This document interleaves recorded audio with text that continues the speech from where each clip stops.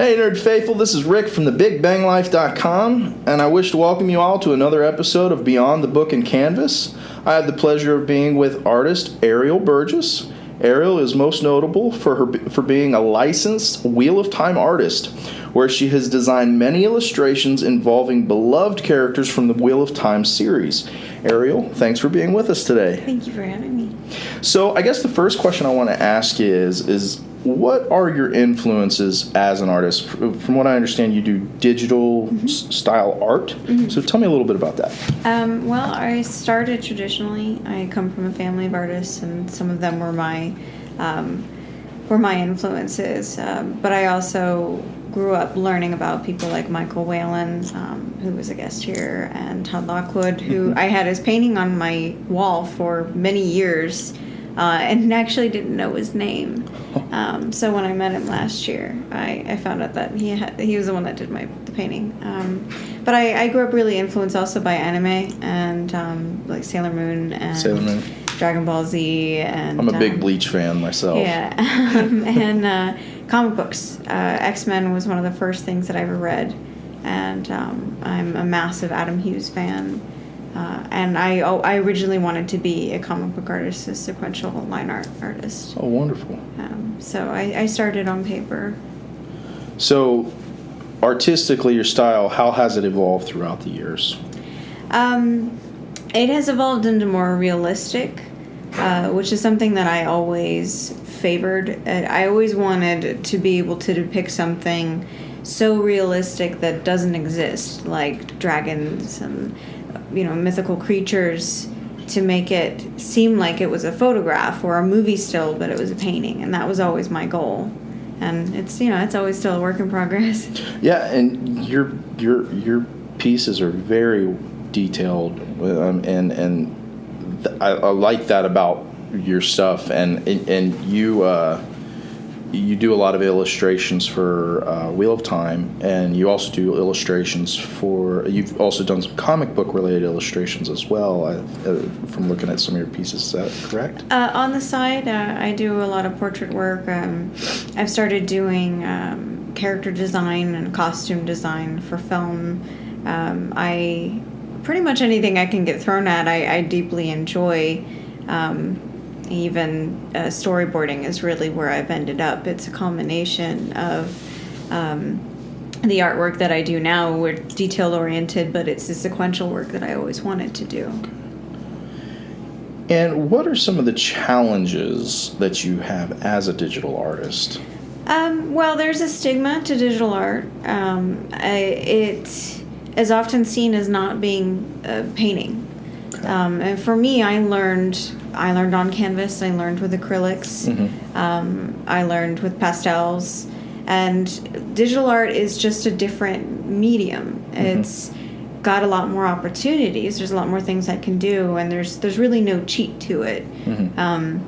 I've been told that don't you just open the program and you just click and it does it for you, but it really doesn't. You have to know what you're doing, and you start with a blank canvas. And while I may have things like a brush that creates hair strands, mm-hmm. I have to create the base and the structure and paint over that to create the randomness that natural hair has, and the light and highlights and darks, and it's a whole process, and I have to do the research to know what that is. So for me, it's hard for me to sell work sometimes, or I tell people that my work is digital, and it gets less respect, which is frustrating because I put a lot of work. I just don't get as messy. Right, and I think a lot of people out there need to know too, the Todd Lockwood, who you mentioned, mm-hmm. who is, for those of you who don't know Todd Lockwood, he's done a lot of the covers for a lot of R.A. Salvatore's books, particularly mm-hmm. Drizzt, who was your mentor. Mm-hmm. He does a lot of digital art. He does. Now. Actually, all of his stuff is digital now. It's less mess, and when you live in a smaller environment, it's what you can do and what you're capable of. And there are a lot of artists who work on the Magic the Gathering cards. They look like paintings, but like I met Steve Argyle, and he was talking about how most of his work is digital now, and it's just a matter of space, and it still looks like it. And there is something about having texture. And there's an artist who works for Buffy the Vampire Slayer, where she draws digitally, prints it, and paints over it with watercolor. So it's just a medium. Sure. And, I've actually seen it in action. I have a friend of mine that does it kind of as a hobby. And, I mean, it still requires a skill. I mean, they use special instruments. I mean, if you want to tell us a little bit about that, too, kind of what the instruments are. But, I mean, it does require still that artistic skill, I mean, of being able to do the details and the strokes and everything. I mean, it's not something that you just copy and paste or whatever. And I have very shaky hands, so it also helps with that. I can smoothen my lines, and whereas on a canvas, I need a very large canvas in order to make those kinds of smooth lines. Right. But it also, I use a Wacom tablet, which is a drawing tablet. Wacom is just the brand. They're one of the best, but I use them because it's basically a highly sensitive mouse that's in the shape of a pen, and it reacts to pressure. So the more that you push it down or the lightly you do it, the lighter it comes up. So it's a great way to do hair. And it works just like a pencil or a pen. The nice thing is I have an undo button. That's awesome. So tell me one thing. What is it like being a licensed artist for the Wheel of Time? It's very cool. It's also a lot of responsibility. I've always been highly detailed, and I love symbolism, and that's one of the things that I fell in love with the Wheel of Time. Is it has so much symbolism to it, and every character has so much depth, and for me, it's important to bring to paintings. And so you carry this love and personal feelings that people have for these characters, and you have to get it right, and you have to make these characters come alive and have people look at it and go, that looks like a photograph of so-and-so, and they don't even exist. But it's also interesting because I have Bandersnatch and Tavern Teas that always I have to approve my work, so right. I get all of their critiques. So my process now is I reach out to the fans and I go along and I get their opinions, and they usually have great suggestions, and I can't thank them enough for their help and the fact that I can get on at any time of the day and go, what page did Lan call Nynaeve Mishara for the first time? And someone will know, and it'll help me, and it helps me create the art that I do. But it's a big responsibility. Yeah, absolutely. I can imagine that having a fan base really does give a lot of inspiration to your work and being able to translate it. And one thing I was wondering too, going towards digital art, how is it different and similar to physical media? Well, there are some things that I miss sometimes with digital. I miss the tactile feeling of getting paint on your hands, and there's a tooth to a canvas when you're pushing different types of brushes or when you're using Conte versus pastel, and there are different softness to them. And you can create all kinds of different things, and there is a flatness to digital, but to digital I can switch and mix Conte and watercolor and oils, and those things don't mix. And in real life, if you can mix them, it's very difficult. So in digital, I can make things look like people don't know what medium it is, and it's very fun. And one of the things I can also do, which used to be called lithographs, is when you would paint with photographs. But now what it is composite art, which is when you take lots of professionally done photographs and paint over them, put them together, and it's a lot of what they do with movies, and it's very fun. But you can't really do that traditionally. It just opens up doors. So we're at JordanCon 8, and I forgot to mention that, but 8th year for the con, and so in being an official Wheel of Time artist, how has the Wheel of Time in general, and how has JordanCon influenced you as an artist and as a person? Well, as a person, I started reading it when I was 15, and I hated it. And I actually did not want to finish it, and my friend convinced me to, and his family, and I can't thank them enough because I fell in love with these characters, and I have met some of my closest best friends. Tavernities are not only people I work with, they are my best friends. We call each other and talk about just about everything. We vacation together, I look forward to it the entire year, and it's a place where you can find people who are creative and kind and want to learn from each other, and we all love the same thing, and it really speaks to the type of material that the Wheel of Time is, that it brings those kinds of people together, and that's what I want to be a part of, and I like learning from these people, and I would not trade it for the world. I have met just about everyone I hold dear through the series. Yeah, and this is just being my third year. It's just, I get what you're saying by being drawn to it.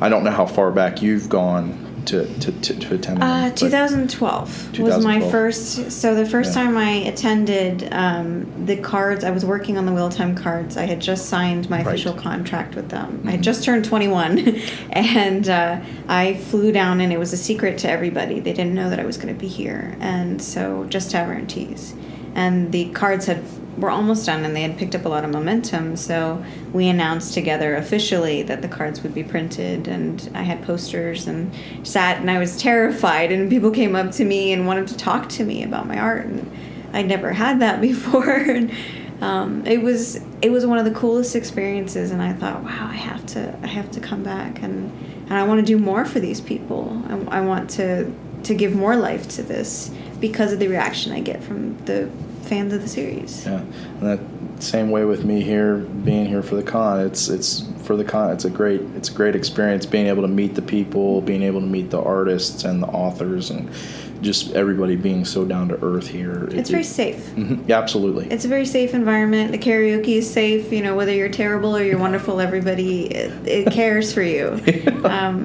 The game room is safe. I've never once felt threatened as a person, as a woman, as an artist at JordanCon, and that to me is a big deal. And I've been to a lot of other conventions, and it's not the same. Now, back to illustrating the characters that you've done for the Wheel of Time. Which character has been the most challenging to illustrate? Rand. Rand? Mm-hmm. Why so? Well, he's the main character, for one, and main characters people project themselves onto, regardless of how they're described. There's a little bit of what they want to be, what they see themselves as, but not just that. It's what they see in what they want in another person. Like, as for women, a lot of women find Rand very attractive, and he's supposed to be, but he's what they idealize, and yet really in the story what he is this very young man who's thrown into a situation that ages him, and it's beyond difficult, and it's beyond hard, and he's haunted and sad and angry, but has all this responsibility, and he has to carry on anyway. So to show that kind of pain and resoluteness and power, but being handsome and then fitting the description and then pleasing the fans, and everybody has a different idea. And I mean, I've had people tell me Nynaeva's redhead and she's just not, and that's fine. That's what they interpret. I thought Elida was blonde, and I reread it and was like, oh no, I was wrong. But Rand is the embodiment of what everybody wants to be. He is your Luke Skywalker, and he is that main hero. Right. My personal favorite illustration that you've done so far was when you created Perrin Ibarra, and you actually created him with all the visions that men had around him, and I think you did a piece with Rand and a piece with Matt as well. Posters. Correct. Yeah. And I am a huge fan of it, and I love that illustration. I absolutely love it. And I was wondering, what inspired your direction of creating that particular expression of Perrin? Well, actually, my brother first made the suggestion, and Perrin was actually one of my absolute favorite characters. He was the first one I connected with because I related to his inner turmoil. I wanted to be kind to everybody and to be strong and to be seen the way that he wanted to be seen. And just for things to be peaceful and happy, and it just never seems to go that way. But it also, I wanted to show his kindness, but his strength. And a lot of artists so far that I've seen paint Perrin in a way that he's very angry and gruff and scary. And Perrin is, he's like the children's story Ferdinand, the bull who all he wanted to do was sniff flowers. And Perrin was Ferdinand to me. He will be the monster if need be, but he's kind and he's gentle, and that's who he is. And I wanted to show that the most, and I wanted to show the magic that follows him too, because he is not a character who has the power, or the one power, or can touch Satan or anything, but he is a dream walker, and he's a wolf brother, and he has so many important things that follow him that I wanted to represent him in a way that I had not seen him represented before. And my brother actually suggested the wolves in the dream world, and holding the axe and the hammer in each hand is the debate that he had the entire series. Right. Yeah, you did. You nailed it. Thank you. I loved it. I'm most probably going to be getting it this weekend, just so you know. Well, let me know. I'd like to sign it for you. Absolutely. So, what is your favorite thing you like to do when you're not working on illustrations? Besides working on illustrations for myself, I love to sing. I love to write. I often get urges to just go out and adventure in the woods. I can't imagine not living near woods or landscape I can just go climb and be out in. I love the gym, which is, I guess, weird. People think it's weird, but I could live at the gym. I could just be there forever. Because I guess it's just fun for me. I get very in thought. Sure. But I kind of joke a lot that I have no life outside of that, because art is, it's more than just sitting down and painting. I have to do a lot of research too. I know way more about Japanese swords than anybody my age probably does, and except Jeff, because I always call Jeff. That may be valuable someday. There's a lot of stuff that I end up having to research and know about, the types of clothing, and when they described the clothing that Elaine wears in Camlin, I immediately was like, oh, that's Tudor style England, style of clothing, and I know exactly how the bodice would fit, and this and that, and so it's kind of like Jim Butcher would say, and he's one of my biggest influences. I absolutely love the Dresden Files. I would work for him in a hot second, and just for fun. But he often says he has a set of skills that are long dead, and that's basically what I spend a lot of time doing research and learning about what I do. Yeah, Jim, if you're listening, keep note. Okay. Yes, please. So I've been holding back, but tell me a little bit about the piece that you brought to us today. Very kind of you to do that. And so what do we got here? So this is something I just finished. It's called Saving the Horn Sounder, which I asked April Moore she runs the gallery at JordanCon. And she's been a friend of mine a long time. And I knew that she loved the scene, and I thought that it would be important for a fan and somebody a part of the community to name it. So she named it Saving the Horn Sounder. And it's the scene where Bella spirits away Oliver with the horn and runs from the Charlyks during the last battle. And so I wanted to get the drama and the fear that Oliver had, and the awesomeness of Bella, and she just you never get pictures of Bella being amazing, because she is. And what is inevitably coming for both of them. Right. I love how you did the Charlyks, by the way. Thank you. I mean, even though they're out in the background, I think you did. I think when I picture Charlyks in my head, that's what I see. So you did a wonderful job on that. Took years to get to that point. The first Charlyk I ever made kind of looked like an angry teddy bear. And everybody jokes about that. I kind of want a T-shirt that says "This is not a Charlyk" with that picture. Just it's because it's so bad. The second one I did I had a lot of critiques. I had Jeff very heavily critiquing it, and Alan and Maria were very adamant on making certain changes. I had the skin more sickly and the more animal-like, and they instructed me to change that. Because I had never really had a solid picture of Charlyks. To me, they just seemed kind of funny looking, and I was like, so anyway, there's drama happening. What are the characters doing? And so, they helped slow me down and solidify that. And finally, I felt like I got it right, because they're supposed to be very humanoid, right, with animal features. Well, it's a beautiful piece, and you will be showing it at the con. It will be up on my gallery, and it is for sale. Wonderful. With the custom frame. Yes. Well, it's beautiful. I am excited for you to show it, and I hope it flies off the shelf real quick. And one final question. What other plans do you have in the future in terms of projects coming up and such? Well, I'm... like I said, I'm getting more into storyboarding and working on character design, costume design. Okay. I'm looking into art directing. It's something that I love working with other artists. I'm very good at organization, which I'm told is a rare skill for artists. And I really like composite work. It's to me, it's just pure fun, especially when the photographs are provided. It's painting with images is just, there's sometimes you spend a lot of time making something look realistic and it looks like a photograph, and you could have, hey, I can do it, but you could have painted with the photograph and created something really cool and then out of this world but real, and it's very fun. I would love to work with the Dresden Files. I've been working on a private project to do a tarot series of those. Wonderful. Which would be fun, and I love working with book series.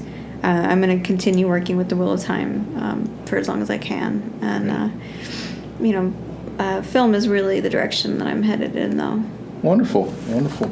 Well, I'm excited, and I just want to say thank you so much for coming today and taking the time out of your schedule, because I know it's going to be a busy weekend. Yeah. And we'll see you out there, and thank you so much. All right, Nerd Faithful, we'll see you later.